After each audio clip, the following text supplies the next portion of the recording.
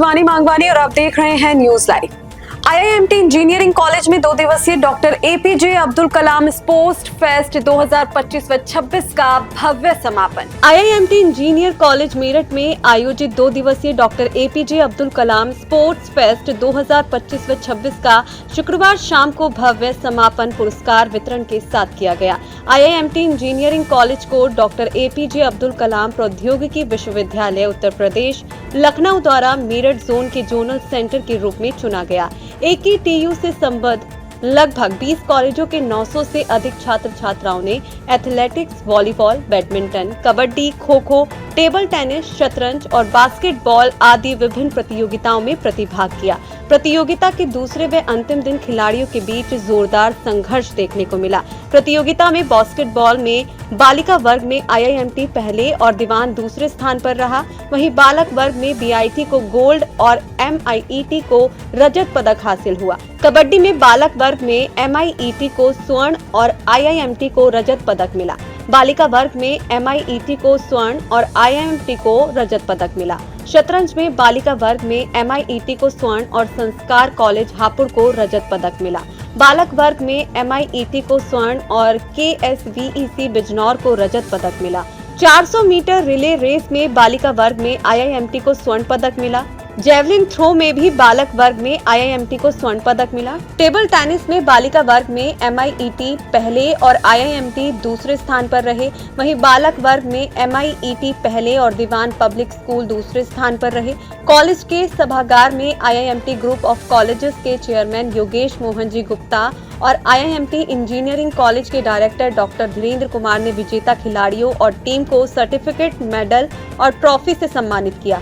खिलाड़ियों को संबोधित करते हुए आईआईएमटी ग्रुप ऑफ कॉलेजेस के चेयरमैन योगेश मोहन जी गुप्ता ने जीतने वालों के साथ हारने वालों को भी बधाई देते हुए कहा कि खेल हमें त्याग करना सिखाते हैं और आप सभी त्याग करना और मुस्कुराकर हार स्वीकार करना जानते हैं।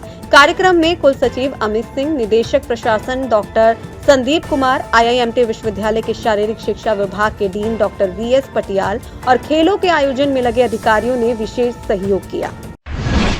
सीएम योगी ने ओबीसी छात्र छात्राओं को दी बड़ी सौगात, खातों में भेजी 297 करोड़ रुपए की छात्रवृत्ति। मुख्यमंत्री योगी आदित्यनाथ ने लखनऊ स्थित लोक भवन में आयोजित कार्यक्रम में डीबीटी के माध्यम से करीब 5 लाख ओबीसी छात्र छात्राओं के बैंक खातों में छात्रवृत्ति की धनराशि ट्रांसफर की। सरकार ने पहली बार वित्तीय वर्ष 2025 व 26 से सितंबर में ही छात्रवृत्ति वितरण की शुरुआत की है। इस अवसर पर मुख्यमंत्री ने कहा कि पहले छात्रवृत्ति के लिए छात्रों के चयन की प्रक्रिया में भेदभाव होता था। वर्ष 2016 व 17 में तो अनुसूचित जाति जनजाति के छात्रों की छात्रवृत्ति ही हड़प ली गई थी, पर अब ऐसा नहीं होता है। अब प्रदेश के 62 लाख छात्र छात्राओं को छात्रवृत्ति मिल रही है। मुख्यमंत्री ने इस मौके पर अनुसूचित जाति जनजाति के विद्यार्थियों से स्कूल जाने की अपील की और कहा कि पढ़ाई जरूर करें, इससे पूरा समाज बदलेगा। पहले चरण में लगभग 62.13 करोड़ रुपए कक्षा 9 से 12 तक के 2.5 लाख ओबीसी छात्रों को दिए गए थे। अब दूसरे चरण में 126.68 करोड़ रुपए 4.83 लाख से अधिक छात्रों को दिए गए हैं। देश के लिए ऐतिहासिक पल, तेजस MK-1A ने भरी पहली उड़ान, रक्षा मंत्री राजनाथ सिंह बने गवाह। तेजस के एडवांस वर्जन LCA MK-1A ने आज नासिक में पहली उड़ान भरी। इस मौके पर रक्षा मंत्री राजनाथ सिंह भी मौजूद रहे। रक्षा मंत्री ने हिंदुस्तान एयरोनॉटिक्स लिमिटेड के नासिक प्लांट में LCA MK-1A की तीसरी उत्पादन लाइन और HTT-40 विमान की दूसरी उत्पादन लाइन का उद्घाटन किया और कहा कि आज उनका सीना गर्व से चौड़ा हो गया है। तेजस LCA MK-1A अधिक उन्नत और बहुउद्देशीय भूमिका वाला 4.5 जनरेशन का विमान है, जिसे भारतीय वायुसेना के MiG-21 विमानों की जगह लेने के लिए डिजाइन किया गया है। यह विमान हवा, जमीन और समुद्री हमलों में सक्षम है। इसके निर्माण में 64% से अधिक स्वदेशी सामग्री का उपयोग किया गया है। तेजस लड़ाकू विमानों का उत्पादन बेंगलुरु में पहले से 2 नए संयंत्रों में हो रहा है, जहां सालाना 16 विमान बनते हैं। नासिक में तीसरी उत्पादन इकाई है, जहां प्रति वर्ष 8 विमान बनेंगे। गुजरात की नई कैबिनेट, हर्ष संघवी बने डिप्टी सीएम, रिवाबा जडेजा और अर्जुन मोढवाडिया को मिली मंत्रिमंडल में जगह। गुजरात में भूपेंद्र पटेल सरकार की नई कैबिनेट ने शपथ ग्रहण की। सबसे पहले हर्ष संघवी ने शपथ ली। हर्ष संघवी को डिप्टी सीएम बनाया गया है। इससे पहले वे गृह मंत्री थे। नई कैबिनेट के लिए 25 मंत्रियों ने शपथ ली। इनमें 3 महिलाएं हैं, जबकि पटेल समाज से मुख्यमंत्री समेत 8 मंत्री बनाए गए हैं। मंत्रिमंडल में 19 नए चेहरों को मौका मिला है। इनमें क्रिकेटर रविंद्र जडेजा की पत्नी रिवाबा जडेजा और अर्जुन मोढवाडिया का नाम विशेष रूप से शामिल है। इससे पहले कल मुख्यमंत्री को छोड़कर राज्य के सभी 16 मंत्रियों ने अपना इस्तीफा सौंप दिया था। गुजरात कैबिनेट के इस फेरबदल को राज्य में 2027 में होने वाले विधानसभा चुनाव की तैयारी से जोड़ा जा रहा है। बताया जाता है कि कई मंत्रियों का प्रदर्शन कमजोर था, जिनकी जगह पार्टी नेतृत्व नए चेहरे लाकर कामकाज बेहतर करना चाहता था। पाकिस्तान पीएम शहबाज शरीफ ने अफगान हमले के लिए भारत को बताया जिम्मेदार। पाकिस्तान के प्रधानमंत्री शहबाज शरीफ ने अफगानिस्तान के साथ चल रहे टकराव के लिए भारत को जिम्मेदार ठहराया है। शरीफ ने दावा किया कि तालिबान शासन ने भारत के इशारे पर पाकिस्तान पर हमला किया है।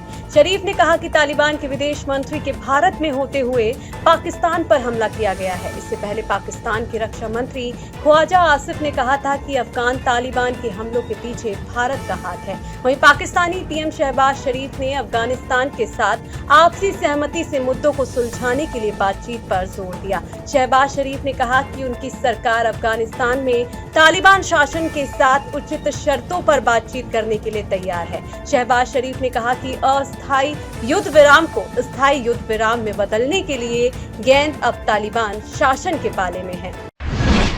घरेलू शेयर बाजार में जोरदार तेजी, 600 अंक तक चढ़ा सेंसेक्स, निफ्टी भी उछला। हफ्ते के आखिरी कारोबारी दिन घरेलू शेयर बाजार में जोरदार तेजी देखने को मिली। इस दौरान सेंसेक्स 600 अंक चढ़कर 84,100 अंक के लेवल पर कारोबार करता रहा। इसके साथ ही निफ्टी 170 अंक की तेजी लेकर 25,750 अंक के लेवल पर कारोबार करता नजर आया। सेंसेक्स के 30 में से आज 18 शेयर्स में तेजी और 12 में गिरावट दर्ज की गई। एशियन पेंट्स, M&M, भारती एयरटेल, ऑटो और फार्मा सेक्टर में तेजी देखने को मिली। इससे पूर्व आज सेंसेक्स और निफ्टी ने गिरावट के साथ कारोबार शुरू किया। बीएसई सेंसेक्स ने 83,331.78 अंक के लेवल पर और एनएसई निफ्टी ने 25,546.85 अंक पर ओपनिंग की। दूसरी ओर एशियाई बाजारों में कोरिया का कॉस्पी बढ़त के साथ 3,749.44 पर, जापान का निक्केई 0.93% गिरकर 47,827.31 पर, हांगकांग का सेंसेक्स इंडेक्स गिरावट के साथ 25,496.32 पर और चीन का शंघाई कंपोजिट गिरकर 3,877.42 पर कारोबार करते नजर आए। धनतेरस से पूर्व सराफा बाजार में फिर तेजी, सोने और चांदी के बड़े दाम। सराफा बाजार में धनतेरस से पूर्व सोने और चांदी की कीमतों में फिर तेजी आई है। चांदी का भाव कल की तुलना में करीब 1,000 रुपए बढ़ गया, तो वहीं सोने के रेट में और बढ़ोतरी हुई है। आज 24 कैरेट सोने की कीमत 1,32,920 रुपए प्रति 10 ग्राम रही। वहीं चांदी की कीमत गिरावट के बाद 1,85,000 रुपए प्रति किलोग्राम हो गई। वहीं आधिकारिक वेबसाइट ibjarats.com के अनुसार 999 शुद्धता के सोने का भाव 1,30,874 रुपए प्रति 10 ग्राम और 995 शुद्धता के सोने का रेट 1,30,350 रुपए प्रति 10 ग्राम दर्ज किया गया। इसके साथ ही 999 शुद्धता की चांदी का भाव 1,71,275 रुपए प्रति किलोग्राम रिकॉर्ड किया गया।